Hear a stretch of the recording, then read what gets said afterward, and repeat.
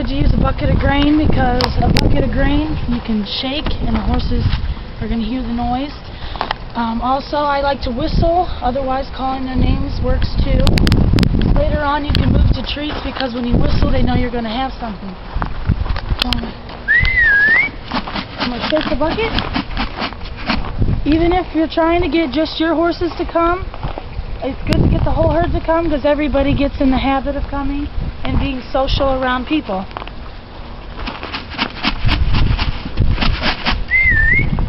Sandy! Leroy! Wally! The sound, they can hear it. And when they come, it's easy to just give them food and everyone knows they're good.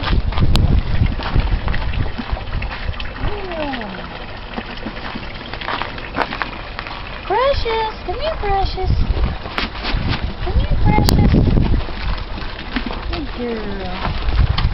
That's all there is to it. After doing this for a while, a couple weeks, and they'll all be coming just from the whistle. You can hold some treats in your pocket and hand them out. Then you can start introducing the halter, and you'll be able to catch your horse whenever you need to.